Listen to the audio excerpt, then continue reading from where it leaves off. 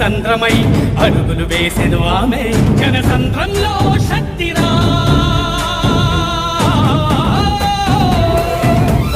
ఓ రోజమ్మ, ఓ మాయమ్మ, ఓ రోజమ్మ, ఓ మాయమ్మ.